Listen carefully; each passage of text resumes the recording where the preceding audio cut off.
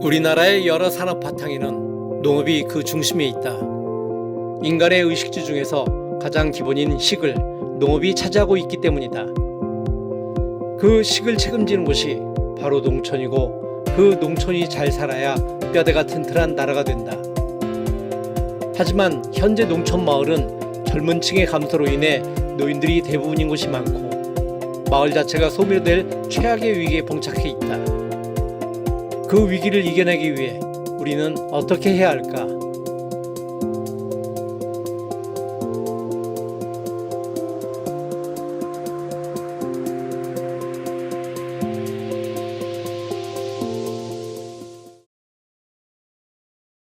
새벽종이 울렸네, 새 아침이 밝았네. 너무나도 일어나 새 마을을 가꾸세. 살기 좋은 내 마을 우리 힘으로 만들세. 1960년대 정부 주도의 경제개발 정책은 산업화의 특성상 도시 집중화를 야기했고, 이로 인해 이촌 향도 현상으로 농촌이 상대적으로 상황이 열악해지고 있었다. 정부에 대한 지지율도 농촌 어촌에서 떨어지는 상황이었다. 이에 1969년 농촌 근대화 촉진법이 발표되고 1971년부터 새마을운동이 시행되기 시작했다. 이렇게 시작된 새마을운동은 농촌을 살리고 경제를 부흥한다는 목적으로 실시되어 농촌 활성화에도 기여를 하게 되었다. 1970년대부터 일기 시작한 잘 사는 농촌을 만들기 위한 농촌 계몽운동인 새마을운동은 2025년인 지금도 농촌이 잘 살기 위한 노력으로 현재 진행형이다.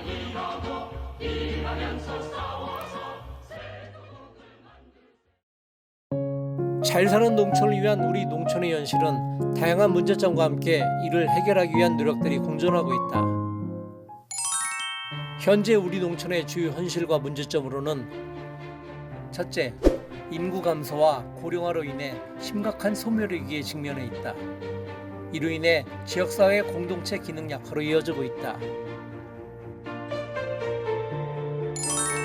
둘째, 농업 소득이 낮아 농촌 주민들의 경제적 어려움이 크며, 이는 청년들이 농촌을 찾지 않는 주요 이유 중 하나로 꼽히고 있으며, 이런 문제가 결국 자금 부족과 실용적인 창업농 교육의 부족 등으로 청년들이 농촌을 찾지 않는 가장 큰 이유가 되고 있다.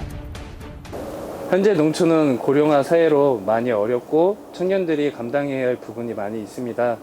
청년들마저도 농촌을 떠난다면 농촌이 사라질 수밖에 없습니다. 청년들이 더 유입될 수 있는 제도적 장치라든지 그런 게 생겼으면 좋겠습니다. 셋째, 도시에서 발생하는 각종 산업 의료 폐기물들이 농촌에 떠넘겨지는 등 환경 문제가 심각하며, 넷째, 기후 변화로 인한 농업 생산의 불안정성도 농촌의 어려움을 가중시키고 있다. 이런 요인 등이 복합적으로 작용하며 농촌 내부의 공동체 기능이 약화되고 있는 것이다. 한국의 농촌 마을들이 공통적으로 겪고 있는 현상이긴 하겠지만, 일단 고령화 비중이 너무 높아지고 있고, 그다음에 젊은 세대들이 부존하고 있다는 게 가장 큰 문제점으로 느껴지고 있습니다. 그걸로 인해서 지역 경제가 좀 활성화가 안 되고 있고, 자꾸 이제 침체되고 오히려 발전하지 못하면서부터, 오히려 이제 발전하지 못하면 정체가 되고, 정체가 된다는 사실은 또 다른 데에 비해서 뒤처져 가고 있고, 그런 것들이 이제 고착화되고 있는 게 가장 큰 문제로 보여지고 있거든요. 근데 이게 또 가장 큰 문제점이 뭐냐면, 이 농촌, 우리나라 농촌의 현실을 보면, 이게 시장을 마케팅적으로 분석을 해보면 사실 투자가 불가능한 지역들이거든요, 대부분이. 왜냐하면 수익이 나기 어려운 그런 환경이기 때문에.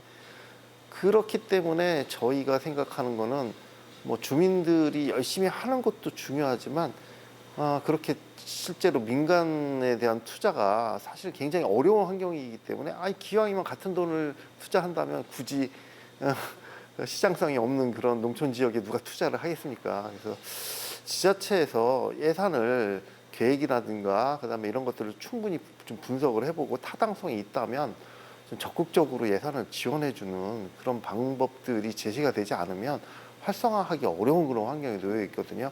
이 점을 좀 지자체에서 좀 충분히 인지를 해서 많은 좀 지원을 해줄 수 있는 그런 방법들을 강구했으면 좋겠습니다.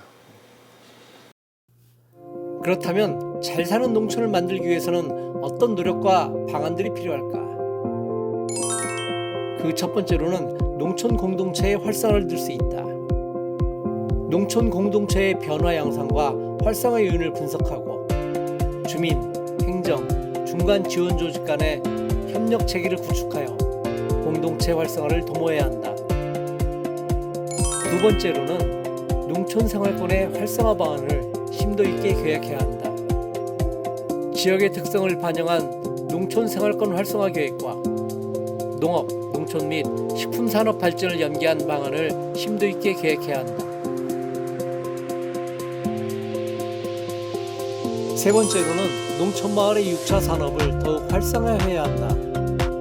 현재 6차 산업은 예년에 비해 많은 부분에서 모든 지원이 약해진 것이 사실이다. 농업의 6차 산업화를 통해 농업의 부가가치를 더욱 증대시키고 농가 소득을 향상시켜 농촌 마을의 경제 활성화를 더욱 꾀해야 한다. 네 번째로 농촌 체험 관광의 활성화를 더욱 발전시켜야 한다. 농촌 체험 관광을 더욱 확대시키고 발전시켜 핵심 인프라 및 콘텐츠를 확충하고 수요 창출형 프로그램을 지속적으로 개발해 농촌의 자립 기반을 마련하려는 노력을 심도 있게 기울여야 한다. 다섯째, 농촌의 일자리 창출과 함께 지역 공동체의 활력을 유지해야 한다. 정부는 사람 중심의 농정 개혁을 통해 일자리 창출과 지역 공동체의 활력 유지에 힘써야 하며 지역은 이에 따른 다양한 아이디어를 개발해야 한다. 현재 농촌 마을의 현실은 여전히 어려운 상황이다.